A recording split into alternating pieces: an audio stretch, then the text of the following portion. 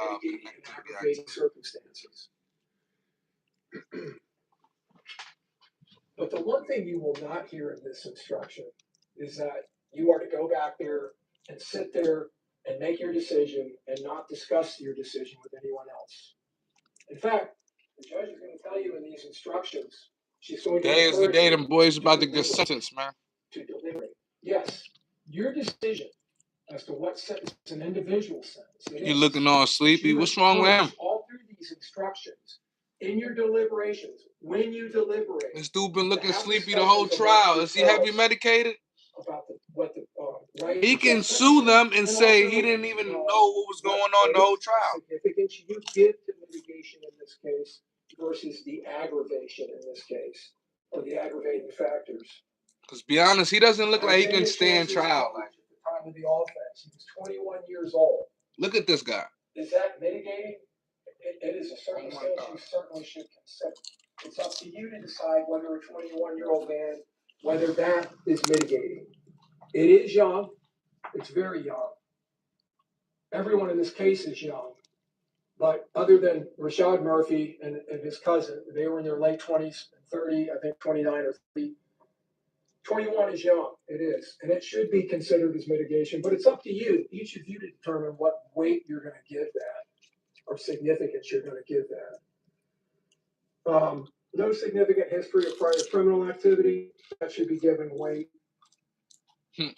Isaiah Chance suffers from borderline intellectual disability as well as untreated ADHD. I think that is not proven to you, even by a great weight of the evidence. I think the evidence in this case, through the state's expert, Dr. Warner, hey, you're lying. You know what you did. Has proven to you, and also through the cross-examination of Dr. Harding, that his ADHD he had was when he was a child.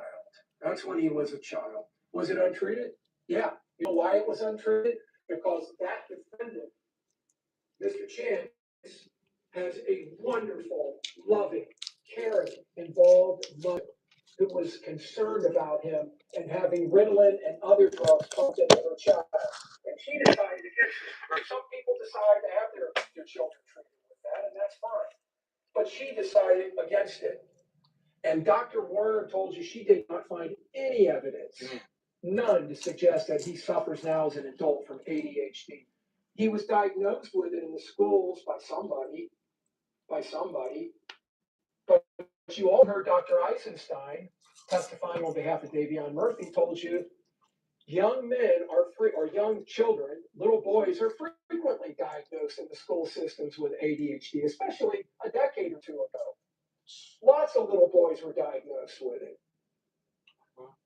And I'm not suggesting that mitigates against that, but just you need to consider that and the actions of his mother, who was, if nothing else, a wonderful woman who came in here on her son's behalf, who loves her son and her son loves her. They have a good relationship. And she doted over him when he was growing up and tried to help him in any way she could. His decision-making was impaired by borderline intellectual disability. And that's according to Dr. Harding. They're in the courtroom starving right now. No, Isaiah Chance is not in the borderline range. That's below the low average range. He's in the average range. She talked to you all about his vocabulary, his syntax, the way he spoke to her, about how he was able to convey to her his passions, his dreams. He wanted to be a merchant marine. He was a longshoreman who had to go through the application process to get a TWIC card to be able to get into the ports, which are regulated by Homeland Security and TSA. He held down jobs. He went through interview processes. Mr. Chance did not personally carry, display, use, or threaten to use, or attempt to use a firearm during the commission of the offense. Well, he didn't, but Mr. Chance supplied. He supplied and certainly carried from his BMW into the house, and it went along the trip. It went along with them all the way down in that Impala, and Rashad Murphy utilized it in the commission of this very, very planned and premeditated murder. I would suggest to you that it has zero weight. I would suggest the evidence has clearly disproven that Isaiah Chance has borderline intellectual disability or ADHD. Isaiah Chance cherishes fatherhood and has a great relationship with his 3 children. That's mitigating, and you should consider it. It's been proven. Isaiah Chance has a loving and close relationship with his parents, his sibling, his grandmother and godmother. I can't imagine a better grandmother. The state cannot imagine a better grandmother than his Nana. And his mother and his father, who appeared by Zoom and talked about his son. So yes, that's been proven. Is it mitigating in this case? That's up to you to decide what weight you want to give it. But it is a proven mitigator, been proven by the greater weight of the evidence. He helped his grandfather, when the grandfather had cancer. We heard his Nana, his grandmother, come in and tell us about him going on the trip to Atlanta and helping and with their move up there so that the grandfather could get treatment. And that has been proven by the greater weight of the evidence, and it certainly is mitigating. It's up to you to decide. Yo, somebody was murdered, bro. Cut the sad stories, man. Weighing these mitigators against. You want to see what they about to give these boys? Aggravation to decide if our aggravating circumstances. Right now, my son is in the back, like you not no jet. That mitigation as you ain't no jet. We seen what you did in the interrogator room. Me to get it black and mild. I don't want no food, nothing. No drink. Because that's your ultimate decision. No bevy? Nah. That's your ultimate decision. What's the just verdict?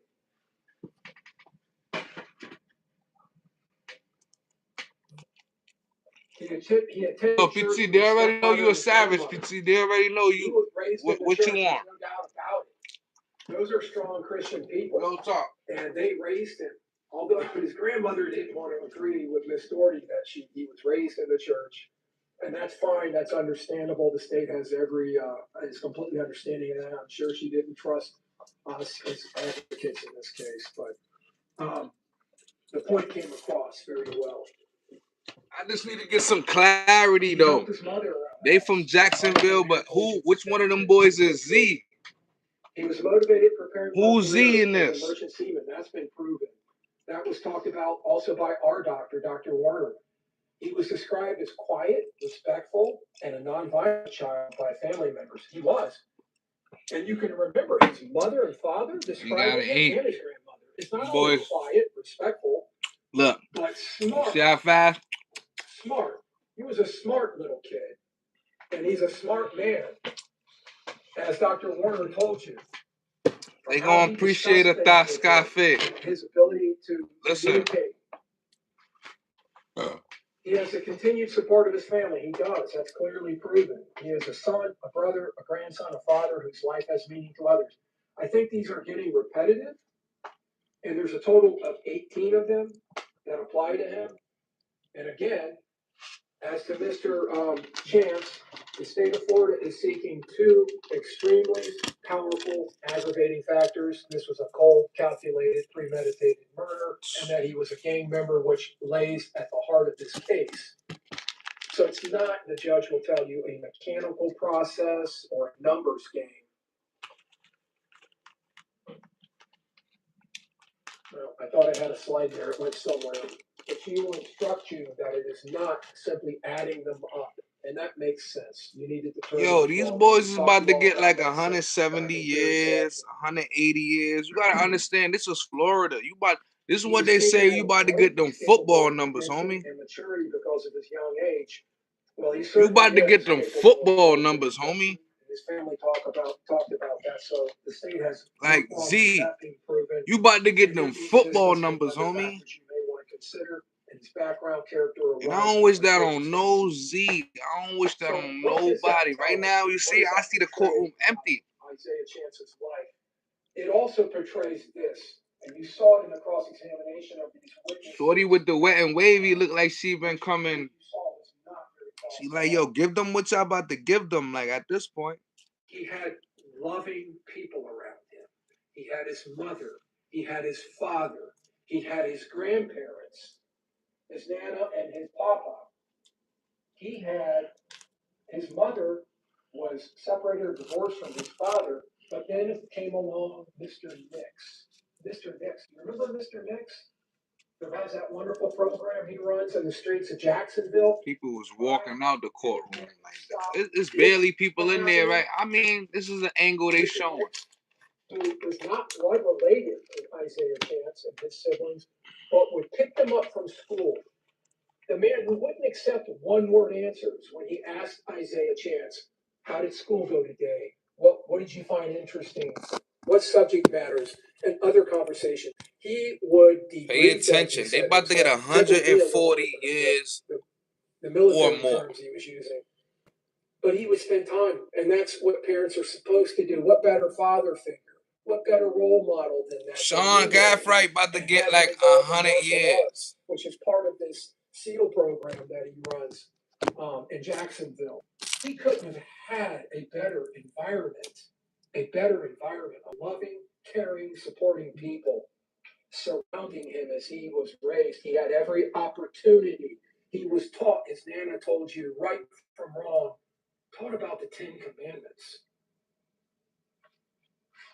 Consider all of that when you're considering the weight of this mitigation. Sean Gaffright, they will talk to you at length, I'm sure, about the fact he was 18. Is that mitigating? We've already told you it is mitigating. It's been proven by the greater weight of the evidence. It is the strongest mitigating factor that he has. It is the strongest mitigating factor, and I know it's probably weighing heavily on a lot of you. You need to give that whatever personal significance you fit. But again, I would encourage you to look at that in the light of the totality of the evidence in this case, his youthfulness.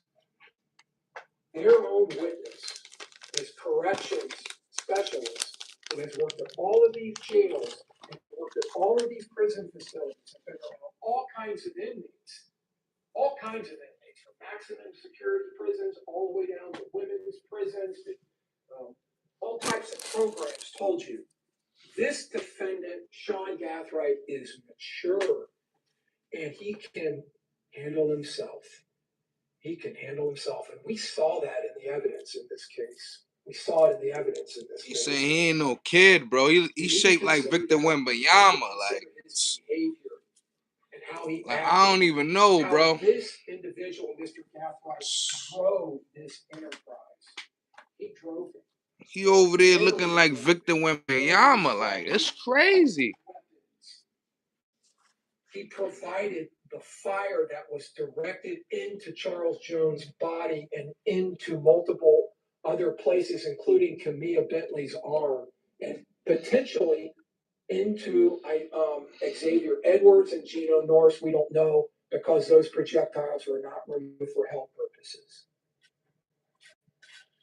So them people still got bullets in their arms, man. Yo, Sean. Of the offense. Stop trying to act like you ain't do nothing, Sean. Yo, you going down. Mr. Gaffright has a proposed 32 proposed listed mitigators. Again, the statement just simply encourage you to follow the law. What you mean? There's people that's trying to make sure you get the death penalty? Fuck wrong with them? Family with repeated deployments. Smoke that nigga like some motherfucking hothead. He was. Fuck out of here. He was. But look Bust at head. what he was able to do with that. Go subscribe, man. Mother, and you heard this shit keep coming up private for the live. That's why I see people ain't jumping in. I'm not gonna set it for kids. Can't no kids jump up in here. It's a murder trial. Counselor at the school that he got to go to, the magnet school, a school that not every kid gets to go to. And they all told you he adjusted. He was resilient. He was able to go from one station to the next and treat it as a new enterprise. Remember what Mr. Harrington told us? That he treated it as a new adventure, a new culture, with different people, to meet new people. And he always, his mother told us, adjusted well to that. He was primarily raised by his paternal grandmother due to parental absence and instability. Well, when his parents were deployed, serving our country abroad, he did. He lived with Miss Gaffright, his paternal grandmother. Again, wonderful people. She's right over there watching. Wonderful people. Her and her husband, who's now gone. Wonderful people with a wonderful church community. up in Oxford, Mississippi, who came around this young boy and this young man and nurtured him and gave him role models. Yo, Mr. Gaffrey, you making your family look so fucking bad, sir? Like, yo, bro, like Mr. Harrington. What better role model than that? Did he have some exposure to some abuse or to some violence by his natural father? Yes, he did, but it was limited. Nobody says. That family Mr. Gaffrey, sure of that. They made sure of that. And he didn't just have Miss Gaffrey. You flip over to the other side of the family. Miss Allen, another wonderful grandmother who told you about the Thanksgiving in New York, and you heard all these little family anecdotes. You was having grub in NYC. You got yo, see, Mr. Gaffrey is like, yo, brother. Just like Mr. Chance, but a little bit different. They probably told Julio, I got niggas that'll hit you in New York, like slice your shit. He probably got cousins. That's like, that's his son. He considers it his son. Mr. Edwards going on trips with him and going on a cruise with him and counseling him and staying in contact with him once he got out of the school and went into high school and matriculated up. He got to go to Europe, Scotland, Ireland. He got to go to Spain and take pictures in front of the Eiffel Tower in Paris. oh, and he got to go to South Africa. And hey, yo! He got to go to Cape Town, one of the most beautiful cities in the world. Yo, this is a privileged fucking kid. Okinawa, Japan. What? He was a pilot. And he got to fly to all these islands in the archipelago around Okinawa.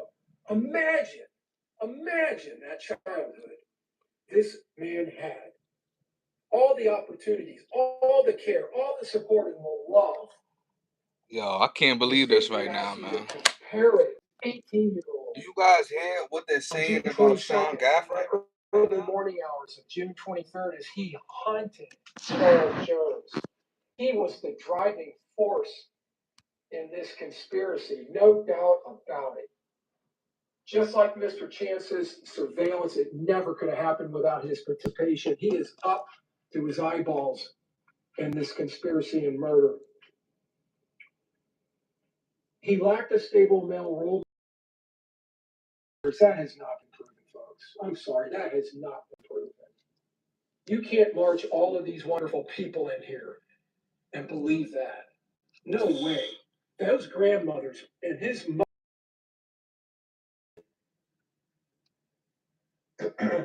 He was subjected to verbal abuse by his father. It sounds like he was. It sounds like that's been proven. He was subjected to physical abuse and injury at the hands of his father. This dude just keep looking sleepy. He had that one story where he ran off and was in a park and his grandmother. Like I'm really not understanding. And they got out of that situation. Why would Sean Gaffrey want to even put himself in this type of predicament, man?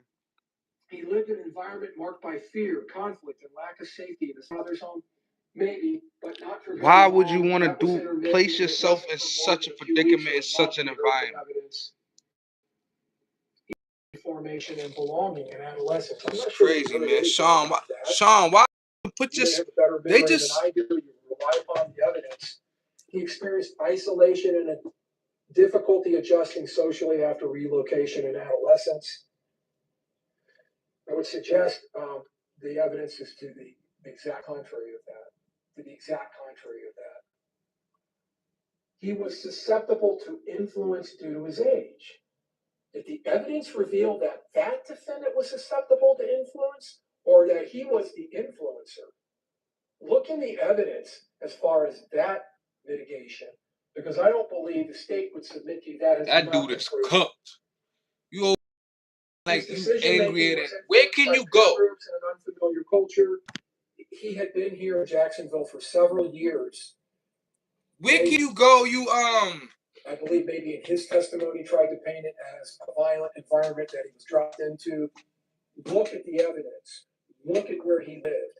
Look at the photographs from the search warrants and the photographs of the exterior of that house and that driveway. Boy be thinking like they flee. Them boy ain't flee. Look. And you heard in the evidence. Boys is not flee. That he lived in a I'm trying to put the joints up on here. Yo, this is what they're not gonna be able to do no more. Get flee, run around the city, do their thing. Nah, they're not gonna be able to do that no more. All that shit is dead. Simply did not apply. You can't even make bail. From June You 6th moving forward, folks, through this. First of all, right? Afterwards. They already said y'all niggas never getting out of prison. I'm not sure I would suggest to you the statement to just guilty verdict. It is. This is like the Sean Combs trial. Has been utilized in a collaborated conspiratorial murder with your elderly grandmother who ends up getting pulled over driving. He is optimistic and positive, and a positive support for his family and friends. I think that's probably been proven. He loves his sister, nephews, mother. I think that's been proven. He loved deeply by his family who have supported him. That's been proven, as I've already argued to you. Who will get death penalty? Sean Gaffray about to get death penalty. I'm gonna ask. Well, he was certainly calm when he was loading that Impala, and he was calm when he was executing this murder along with his co-conspirators. I want y'all to answer that. Calm to the point of ice water.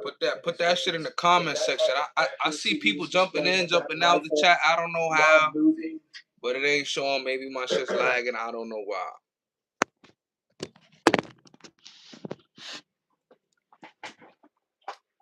remember where I left off. Okay. He has the capacity to contribute positively. Maybe. Is a son, brother, grandson, and friend who has got Davion Mitchell, Isaiah Chance. Absolutely, that's been proven to you. And again, you need to assign to that whatever weight you see fit. Sean Gaffray. He has a desire, potential to mentor, to influence others. It sounds like he does. He has previously fed the homeless, was involved in community projects in Mississippi when he lived. Give a fuck. Why you trying to shoot that? I think that's been proven. He's traveled to foreign countries on mission trips for humanitarian purposes. That's been proven.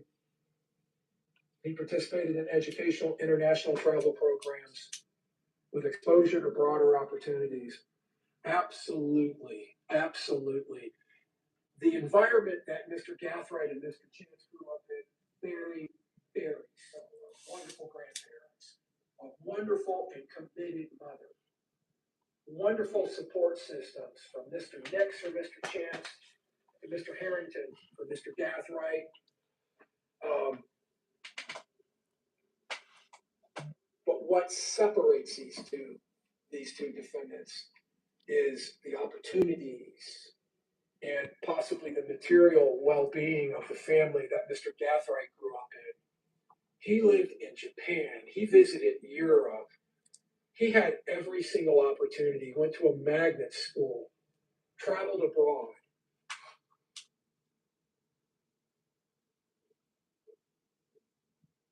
He has entrepreneurial initiatives, including running small businesses. Sure, yeah, it's definitely proven. If you want to find that mitigating, that's fine. He showed productivity at a young age, demonstrated desire to be productive. But he killed Julio. Constructive outlets, including photography and media work. At one point in his life, yes, he did, clearly. He has shown resilience, adaptability. 18. What you doing? What else you doing from 15 to 18, 17? Like, brother, that's what we heard in the evidence. You've already missed 2 years out of your life. You don't even know. When he was growing up. This is so sad, man. This is so sad, man. I'm gonna be online. Tap in, man. We talking about the Julio murder trial. It's live right now. They about to sentence. I leave that up to you to decide if that has any mitigating weight at all. And the existence of any other factors in Mr. Gathright's character. So, speaking of the prison thing, I want to talk about Raul Velasco's testimony because the man who's going to be paid $4,000 or $5,000 to come in here and give us this amazing news that prison is tough. Oh yeah, prison is tough. Life is life. Life without parole.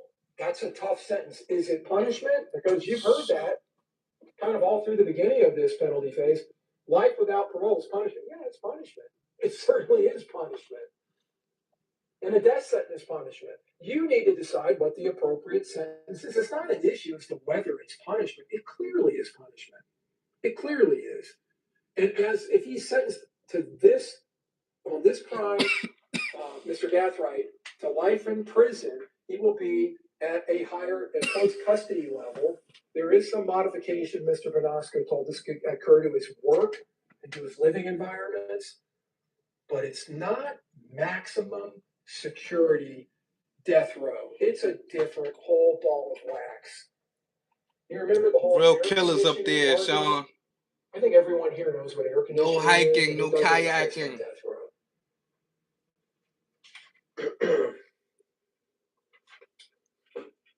The mitigating circumstances applicable to Rashad Murphy, there's 12 of them. He has no significant history of prior criminal activity. That's been proven. That's fine. Mitigating, yeah. His age at the time of the offense, well, he was 30 years old, folks. He was a grown man. I mean, 30 years old. That's not an issue as to whether that's mitigating. That has zero mitigating factor. You 30 trying to kill Julio. That is not a mitigating factor. He has a history of physical and emotional abuse as a child consistent with PTSD. All right, so that's probably the most significant thing that Mr. Murphy has as mitigation, that he actually went into foster care for a couple of years. I think it was 3 years. But there was a real divergence while he was in there, remember? He was placed with some foster family because his mother was a drug addict. Apparently, the authorities removed him up in Georgia, to St. Mary's, Georgia. And he went into a foster situation that was not very good, and he saw his little brother being physically abused. And I'm sure that, and I have no doubt, the state has no quarrels or qualms with that being traumatic. That's traumatic as a boy to see that, a stranger beating on your little brother. But we also heard that the whole time that was occurring, his aunt and his grandmother was fighting to get him out of there. They were fighting to get Mr. Murphy, Rashad Murphy, out of that circumstance, he and his brother. And the Georgia authorities were skeptical about it because of what had occurred with the mother. And I think maybe his grandfather had some criminal history way back in the early part of his life. And it was affecting that decision. Meanwhile, he ends up, he and his brother do, with this woman, Miss Dallas, who his aunt was a wonderful foster mother. He couldn't have had a better foster mother, Miss Dallas. She cared for those boys, and when the state came to take them, when her time with them was up, she fought to keep them from being transferred to another foster parent or another foster home. She loved and cared for the boys, and his aunt came in here and told us, and we may have heard that from someone else, I don't remember, but another family member may have told us about Miss Dallas. You remember the testimony? She would dress them up and bring them down here when their little sister was performing at church in Jacksonville. Drive all the way down from Georgia. She would bring them down there to Jacksonville for family get-togethers. And they thought the world of her.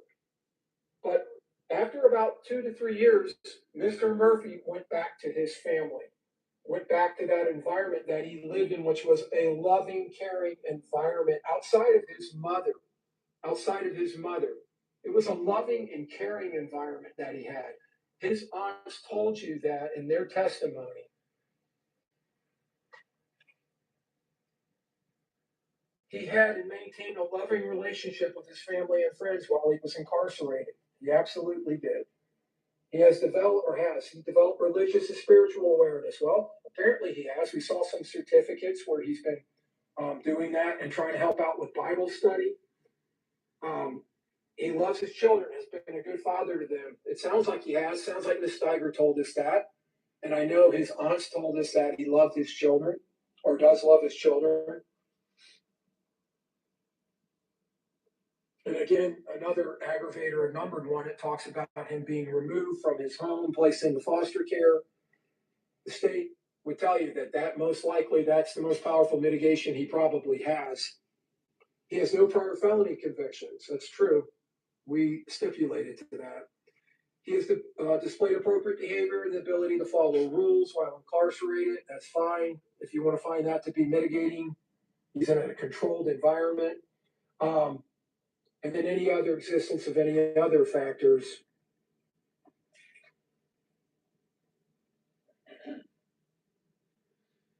The PTSD diagnosis, the state would suggest to you, is somewhat of a skeptical, the state is skeptical of that diagnosis and the evidence in this case. Dr. Collins testified to it and agreed. He, in fact, was looking for the collateral evidence that Dr. Werner examined in this case, the police reports, the interviews, and Dr. And that was her discussion about other defendants, not about Mr. Murphy's case, Rashad Murphy. He found evidence that he may suffer from PTSD. But as I pointed out to her in the cross-examination, this defendant not only participated in this conspiracy to commit murder and took all those steps I already walked through with you, all the things that he did to contribute to this, including trying to protect the conspiracy and trying to keep it hidden, which apparently is his forte, the ghost, who didn't appear until they got back to Jacksonville, was able to avoid the cameras. But his role, and the next aggravator I'm going to talk to you about, not only in the heightened premeditation, which clearly he was part of that planning because he's telling them we have this plan in place that we're going to do, and he needs to stop talking before they figure this out, trying to protect it. His behavior in the actual murder itself, with that fully automatic Glock pistol, that needs to be considered because he's firing that at a fully automatic cyclical rate with Mr. Gathright standing to his right, firing a high-powered rifle at a high rapid-fire rate. All of that percussion, all of those muzzle flashes, all of that violence occurring, not affecting him at all, not triggering any kind of a PTSD reaction at all. He coolly, calmly runs back to the Impala, almost like he's jogging, keeping his head turned towards the Charger as it flees, gets back into the Impala, and they flee back to the Airbnb, and then he's posting up Get Back Day. And lastly, Davion Murphy. May I have one moment to consult, Your Honor? Yes.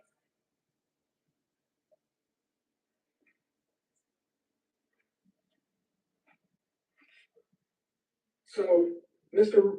Davion Murphy has suggested 13 mitigating circumstances. I'll try to move through these as fast as possible. The capacity of Davion Murphy to appreciate the criminality of his conduct or to conform his conduct to the requirements of law was substantially impaired. Absolutely not. That has been absolutely disproven. Everything about this case tells you that he knew the criminality. He wouldn't be hiding his identity if he didn't know the criminality of his conduct. Everything about this shows planning. It shows advanced thought, purposeful action, him pursuing the Charger, remember, and firing the rounds down the west side of the hotel at the Charger. Nothing about this supports that, and Dr. Werner confirmed it in her expert psychiatric opinion. He does not meet that. The felony was committed while he was under the influence of extreme mental or emotional disturbance. No, that was completely disproven. Dr. Werner told you, no, he doesn't suffer from any emotional disturbance or extreme mental disturbance. His age at the time of the offense, he was in his mid to late 20s. I think he was 26. He was in his late to mid 20s. He suffers from traumatic brain injury. I'm just going to echo the words of the last doctor you just heard testify, a Yale-educated, board-certified diagnostic radiologist who's been looking at MRIs for his entire career for decades. Absolutely not. No, there's no brain damage in Mr. Davion Murphy's brain. He was exposed to repeated violence in his childhood and young adult life. There's no evidence of that, folks, for Davion Murphy. None. His mother, Miss Beeks, a wonderful mother, described as a wonderful mother. When asked by Dr. Werner, the state's own expert, last Saturday, tell me about your childhood. I had a great childhood. I had a good mother. And we saw that in the record evidence that Dr. Eisenstein testified about that was provided to him. by Miss Toomey, by Mr. Davion Murphy's attorneys. And we saw in the records the things she did for her son, the things she tried to do, moving him to a different, getting him out of the eighth grade because he was having all of this conduct issues, which was the support for Jacksonville Youth Academy, where he has to go to school, and he finishes 11th grade. And then what happens? His mother kicked him out of the house because she had exercised some tough love, which takes a lot of love. A lot of love. For any parent knows that. It takes a lot of love to kick your son out or kick your daughter out when they're doing something like that and not being accountable. He was skipping, smoking, gambling, getting in all kinds of trouble at school. She kicked him out of the house and he went to live with his one of his grandmothers.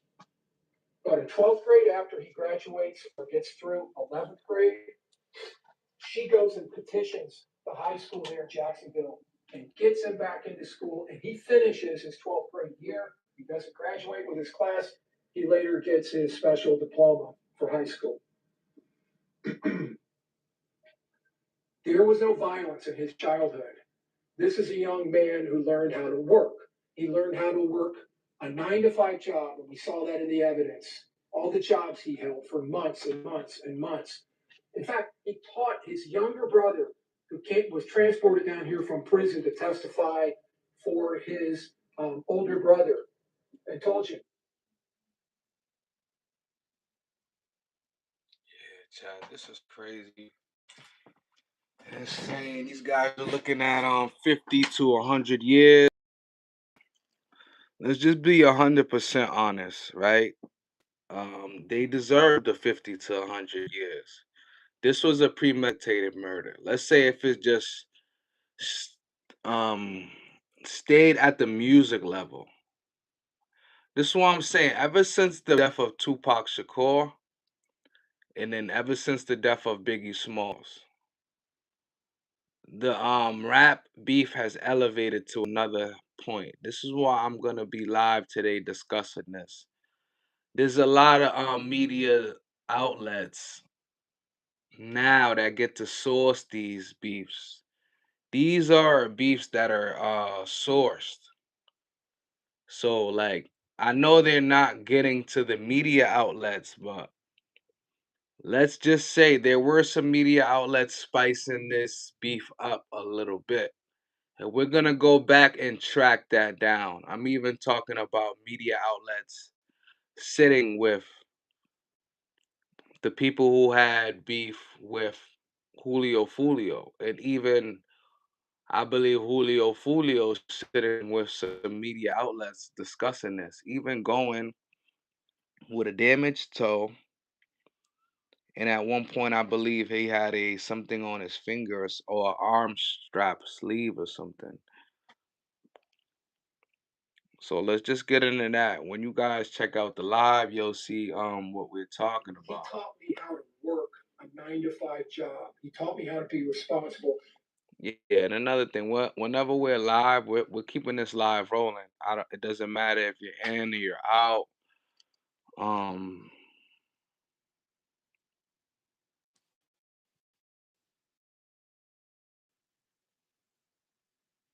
yeah, just make sure y'all show some.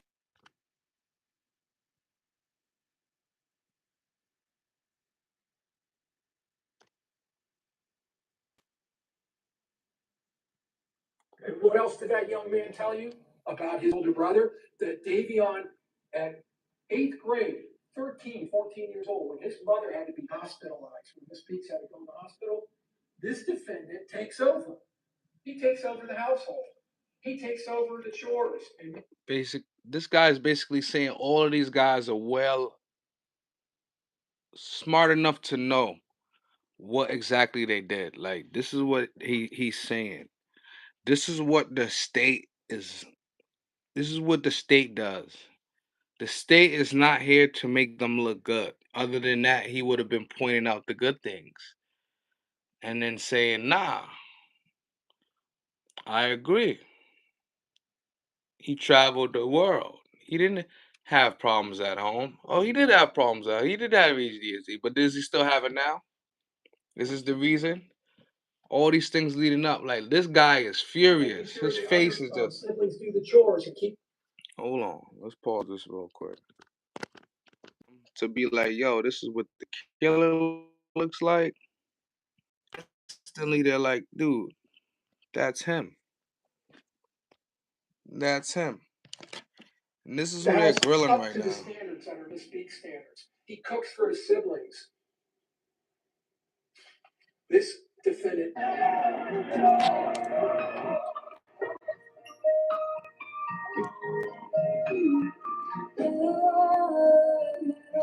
Sweet child of mine.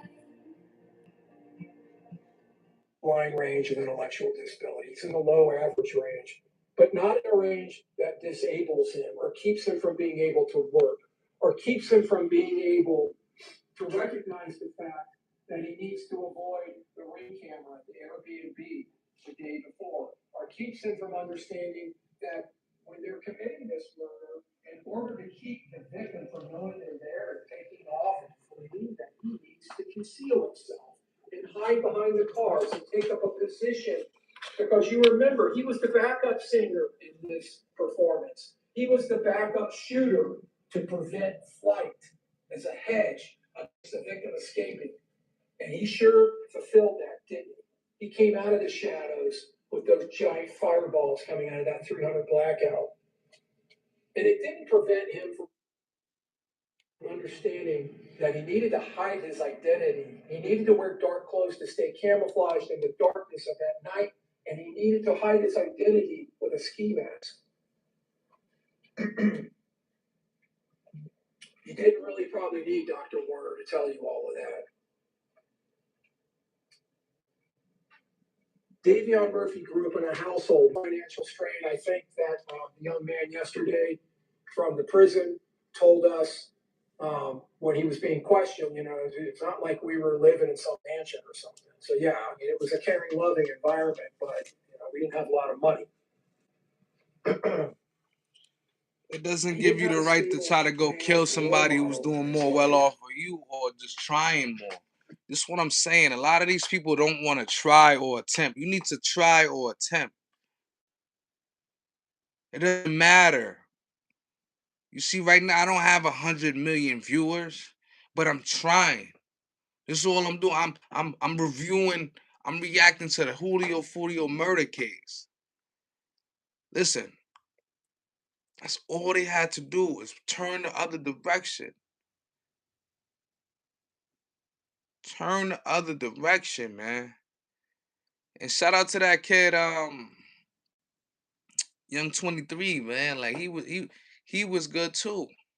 I don't even know what happened to him. It's just crazy. His 23 father was Island. diagnosed with schizophrenia. Well, his father really wasn't in his life. His father was in prison for a lot of his life.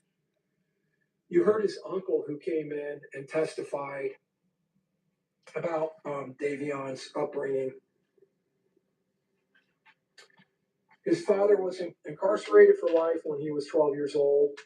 Yeah, is that mitigating? Probably. Yeah, I'm sure that had some effect on him when he was a boy to lose his father like that to prison. We will be covering the Julio foolio murder trial all the way through the end. I know we missed a lot of the beginning coverage, but we will be going back and getting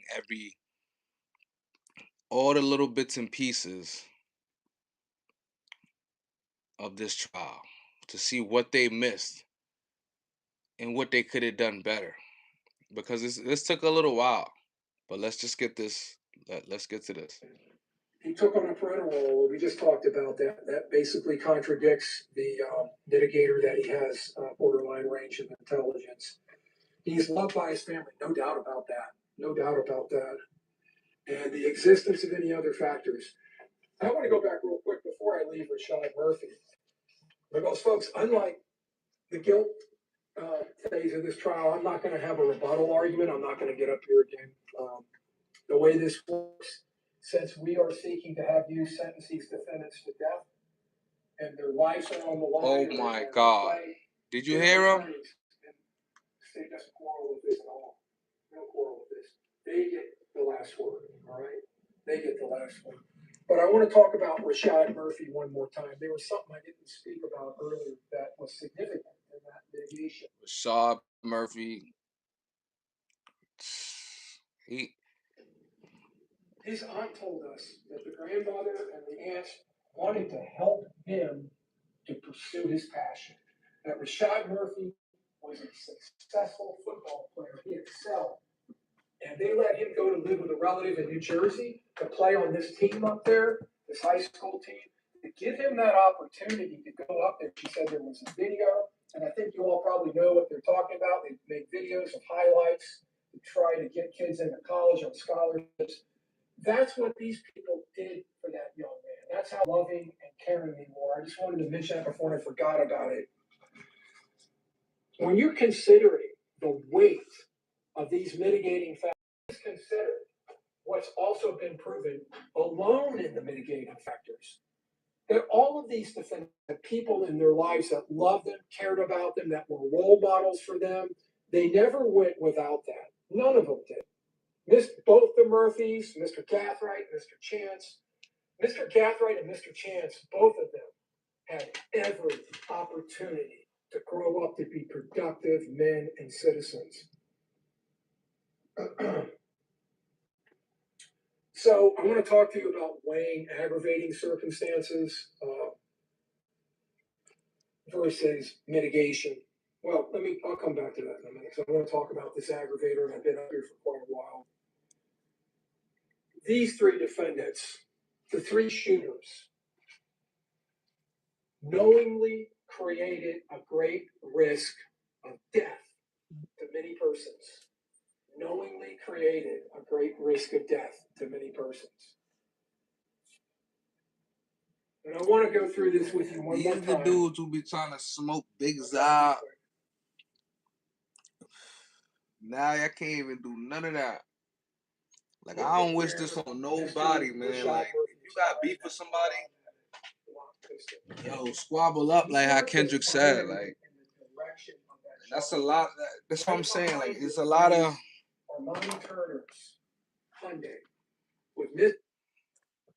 It's a lot of people, right? Like, I'm gonna get back to this guy right here, like, cause this is how he looks right now.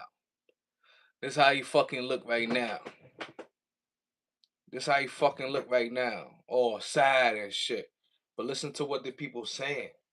Randolph in it, and Mr. Howard in the back seat. He knows that his rounds may go anywhere. Making me fucking sick. Your man Sean Gaffrey, you ain't got a dude 10 years younger than you to go fucking to go ride out. To go ride out. This is what the people can't stand about. They keep saying about the O-N. The O-N. The O-N. This is just crazy, man. And I know a lot of people keep suggesting like, oh man. Yeah, they're getting the death penalty, man. Fuck. Excuse my language. F football numbers.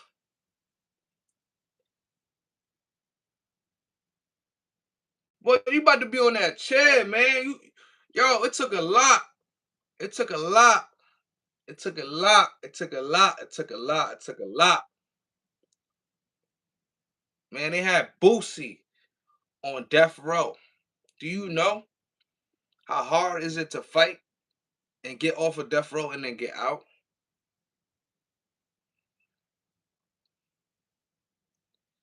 Man, let's get back into this, man. We've been where you're going for the long haul, not just a Stop him from firing. And when they came into this parking lot and drove all the way around that whole complex, sloppy work. Whoever paid these dudes, this is what I'm saying. Whoever paid these dudes is even Mr. like. Saw all of the cars parked in the parking spots. Whoever paid these, y'all going to jail. The hotel was full of people, and all of them knew it. And Mr. Murphy, look at the indiscriminate firing into multiple cars with all these parties. We that. Has that been proven beyond a reasonable doubt? Absolutely it has, as it pertains to Mr. Murphy and that fully automatic pistol that he's shooting 31 rounds out of. 31 rounds, homie. This dude. You see the impacts here to this car? It's the state's assertion to you that is now Mr. Gathrights rifle fire coming in, and we know the 2 rounds coming out of Mr. Jones' bodies come from that rifle. Oh my God, Sean Gathright, you was finished. Watch the rear window of the Altima. Lights come on. Convenient Bentley's trying to get out of there. You heard her in her testimony. As soon as the car moves, first impact, second impact. 2 impacts. You blackballing me. I should have at least 1,000 people alive. Sean Gathright. He fired that AR-15 I like to watch 10,000 and then he redirects directly into that Altima. And as far as he knows, from his position at Truth 18, there are many people, at least 3 in that car. Tafa McCrae and Miss Albritton and Miss Camilla Bentley. And that didn't stop him from firing into that car, into both of these cars. He knows Gino Norris or Xavier Edwards is in that Charger. We're talking about multiple people being fired upon here. A knowing commission of great risk to many people of death. Absolutely. First of all, I guess we can look at these people that were being affected by all of this. Miss Turner, Miss Randolph, Mr. Howard in the back seat. Tatha and Aaliyah are now in the lobby using the restroom, but these 3 don't know that because they've been around the corner hiding. And they left to go into the lobby. When they went in there, it wasn't at a time that the cruise was driving by with Mr. Chance to be able to tell them that. So as far as they knew, these cars had all of these people in them. Then the other video of the shooting.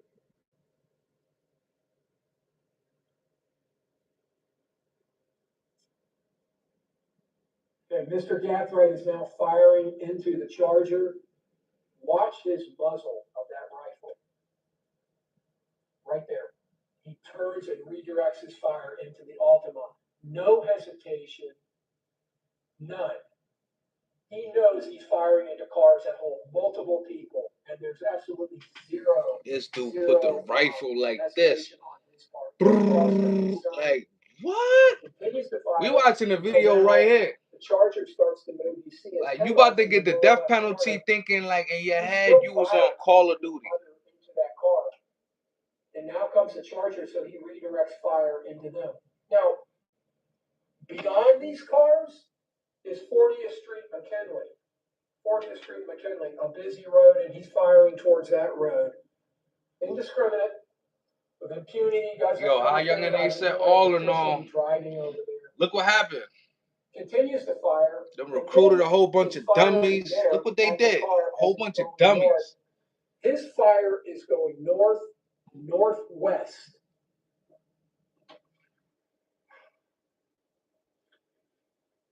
If you remember in the evidence, and you can see where the Honda Suites is. I'm sure you all are familiar with this. You've looked at it for weeks. But you remember, if you look at the direction. Man, that whole beef was stupid. On the bottom of the portico, you can see the tree. Stupid. Island, you can see the handicap spot where the Lexus was parked at the time.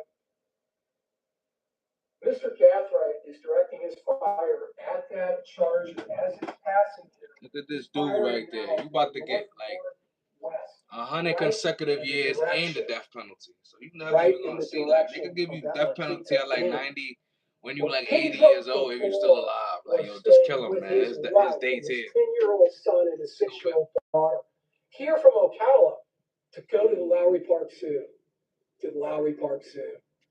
And Mr. Gathright, he doesn't care. He's not stopping. There's no cause for concern. He's opening up with a .556 NATO caliber high-powered rifle, and he's firing it directly into the path of that Holiday Inn and that La Quinta Inn. And we know that was a high-powered round that went through that air conditioning unit, through that brick wall, coursed across that wife in the ankle, and it was stinging her. She didn't know what it was. And then it was his little boy the next morning that found it, the one piece of projectile. Later, a uniformed officer went in there and recovered more from that round. That didn't stop Mr. Gathright. Mr. Gathright was firing indiscriminately right towards all of this densely packed humanity. Having driven around that parking lot, Sean, seen you all was these cars, finished, bro. We knowing don't care about the that sad this is a stories. You hotel was in complex, Japan, all the big flying signs around with your outside, family. all Like, the yo, stinky nobody white cares about door. that, bro. You about to get And 40 that's in addition to all the consecutive rounds that he and Rashad Murphy years pumped into and those 100 couple cars life sentences, and towards you getting a these death party sentence, brother. goers Like, and I already friends. see the way they rocking, man. You see the way they did Cash Out. We gonna go back and see what And they now did to we get Cash to Out and his Mr. mama. Davion Murphy. We gonna go back. Look at them creeping through the bushes. That's some shit Plies was talking about 20 years ago, bro. 2008. It's not going to be reflected on this, but when In somebody bushes by the blue house. that yellow The blue Bronco house. on one side and the Mercedes SUV If you on know, the you other. know. If you don't, you He's don't. firing into the Dodge Charger, but he's also firing directly in towards the hotel. Sean Gathright was directing fire into that hotel, and we saw that there were windows shattered in the front of the hotel at the entrance of the hotel. Could have been anybody in that hotel behind those windows. And that's just in the front of the hotel. Look what he's doing here. Look what he's doing there. He is firing. He's firing directly up to the left in that They got image all of this that hotel. firepower. Who Straight is shooting up, back at these dudes? pushing those rounds rapidly with that firearm that he has no stock on it, right? And he's firing it directly to the northeast, up that corridor where the Charger is fleeing. He didn't care.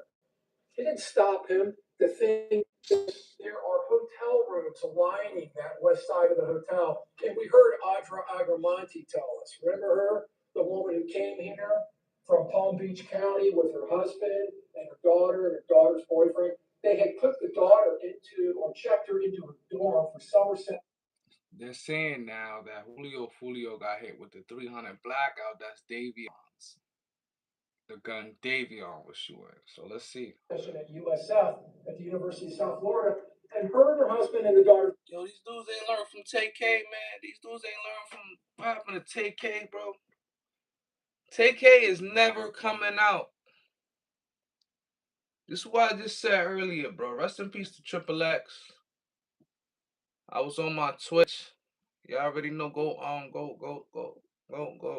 Go follow my Twitch, man. I'll be on my Twitch rocking. Go follow my Twitch too. I go out daily on Twitch. You already know, man. It's just a lot going on. These dudes. Boyfriend are in the room, and they hear all the shooting, and then a round flies through the window. Yo, and nobody cuts said them across dudes the ain't never room. seen a day of life. The boyfriend grabbing her, A light of pulling day. her to the ground. It is what it is. That defendant it didn't stop him at all. The fact that this was a packed hotel. He's firing indiscriminately down the edge of that hotel.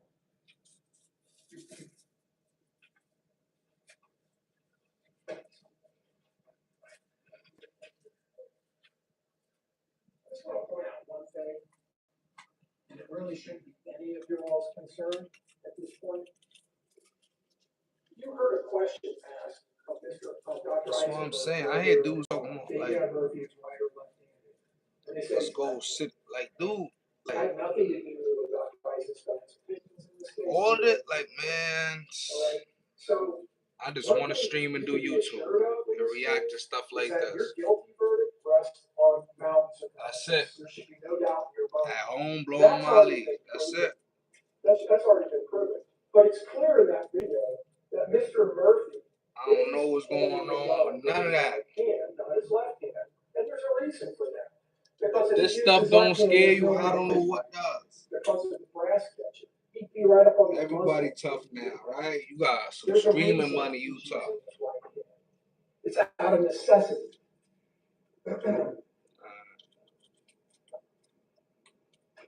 Let's see. I'm gonna be streaming too for hours and hours and hours.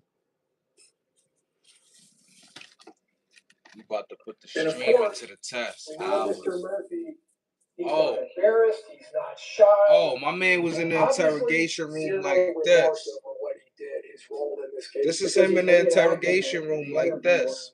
What are you doing? mocking the Like, police what? for what he did. This dude is insane.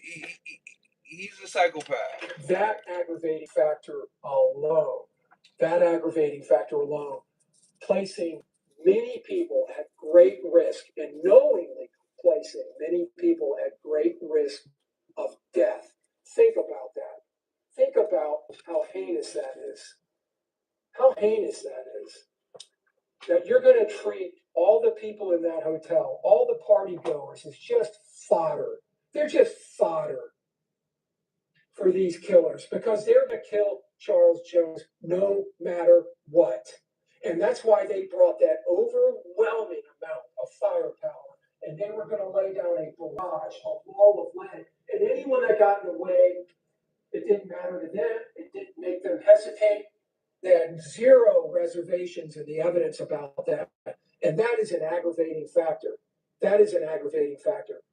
When you couple that for these three defendants, the Murphys and Mr. Gathright, with the other aggravating factors in this case, the cold, calculated, premeditated fashion this murder was committed in, there is absolutely no contest between the state's aggravating factors and these mitigating factors that have been presented to you. None. The law on weighing aggravators versus mitigation. First, you decide what value, what significance, in light of this case and how it applies to the sentence. What significance does that mitigation have? The aggravation, all of it is powerful in its significance. The state would suggest to you that every aggravating factor is a powerful factor as it relates specifically to this case and these defendants' individual actions. You have to do the same with the mitigation. You have to go through and determine, number one, has it been proven? Number two, what weight does that have to me and my decision making in this case? Does it have significant weight? Does it have great weight? And then ultimately, it's up to you to decide. And it's not a numbers game. It's not a numbers game. It's a quality game. You know what's so crazy? They gotta sit through this. Whenever you in a courtroom or something, you gotta sit through all of this. Like,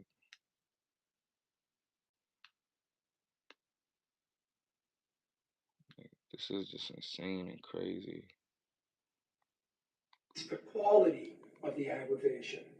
Now, you have to decide, does the state's aggravation outweigh the mitigation? Because if it doesn't, then your job is done. Your personal decision is done. You check off life. That's your vote.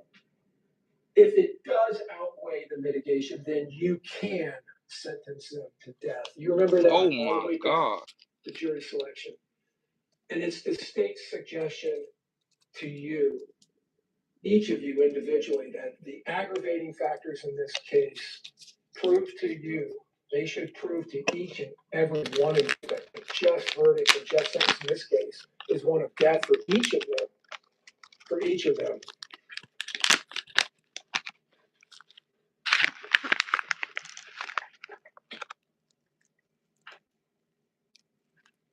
I want to go back to the cold part of the cold, calculated, premeditated. We talked a lot about the premeditation. We talked a lot about all the individual steps. I've discussed with you all of the problem solving that went on. But I want you to consider Or that who I smoke. Like, they gotta chill. They gotta chill. How cold-blooded They gotta chill. Or Look that who at I the smoke. Like, y'all accuracy gotta chill. and the efficiency with Just which relax a little Sean bit. Gathright operated in this murder, with which Davion Murphy operated.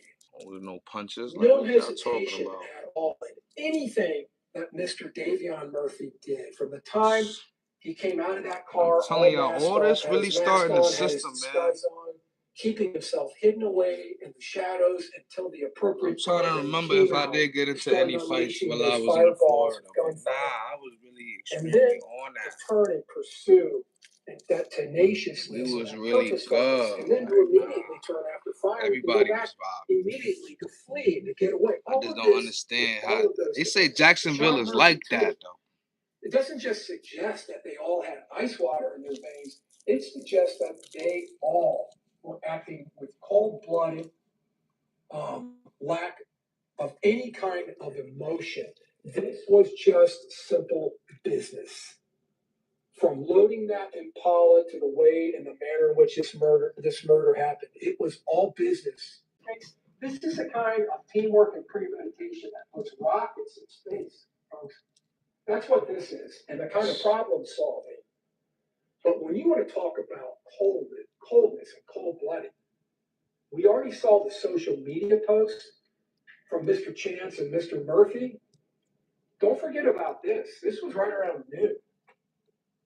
Mr. Chance comes out of that front door. He's got a celebratory drink in his hand. He walks out. The moving truck is unrelated. That's dealing with the next door neighbors. But he comes out with that drink in his hand. And then he's posting this. He's putting up posts of him standing with his drink. Look at the timestamps.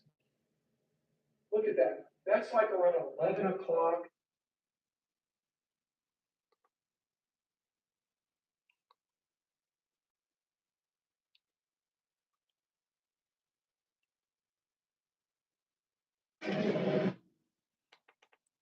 Law and crime is basically monetizing off of all of these criminals. These guys are gonna get the death penalty.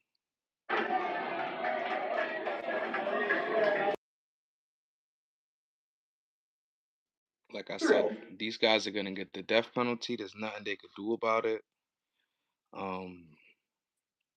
One of them might slip through the cracks and not get the death penalty, but I just don't know who, or if the decision is going to be 8 out of 12 jurors to say yes, they all will get the death penalty. And don't that means you're never going to get comfortable. You're going to be on death row any days you're We're out dead. of business. I told him. My Irish grandmother had a toast. Spend. Official assistant will contact you right around 9 o'clock. If everyone shows up and we no longer need you as alternates, she will call and let you know. If something does happen and we need you, then I'll need you all to be able to report immediately to the courthouse. So that's why you're not being released yet from your jury service, all right? But if she calls you tomorrow and says, thank you, your jury service is now completed, then you are completely released, okay? Our alternate number one, which is The jurors are ready to go home. They like give them whatever at this point, man. 30,000 years. Okay, very good. To death. Wall at 9 a.m. tomorrow morning for the defense closing arguments. All right. Yeah, man, this is crazy. So these guys, we will be back tomorrow covering this case once again. You got Julio Foolio, killers on trial.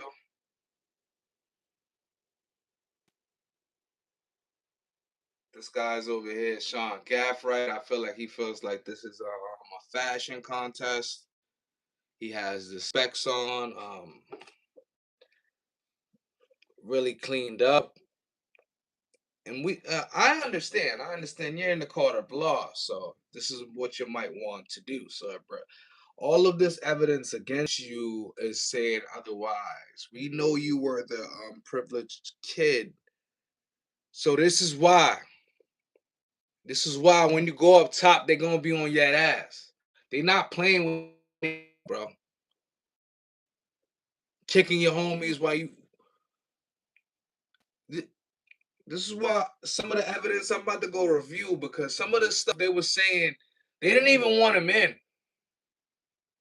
They didn't even want him in on this heist. This is what it on his lick. This is what they call it in the yak. And to them, this is a murder for hire.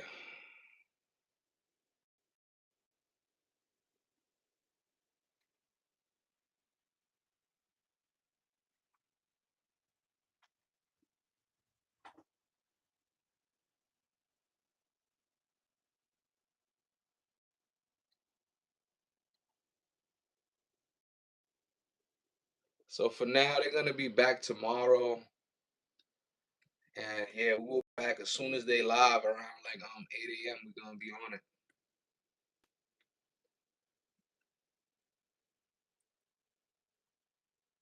I didn't even know there was a pedestrian that got shot in a hotel room. Like, this is crazy, man. And mind you, we're waiting for the this dude is smiling in the courtroom, man.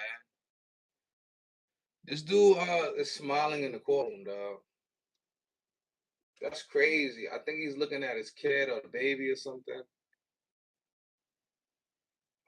They got some family waving here. They got family members blowing kisses as they probably never gonna see them again. But you see, this is why I don't like, man. We're all human beings, man. This is so sad that this is so sad that we're human beings. We're human beings, and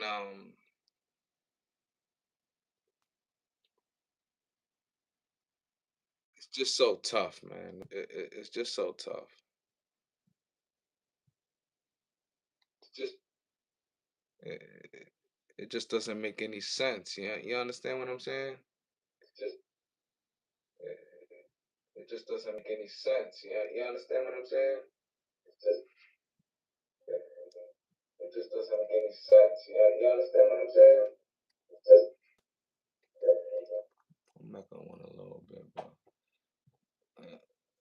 it just I'm just trying to understand why all of this is going on. Like this is insane. You have to understand. A lot of these people,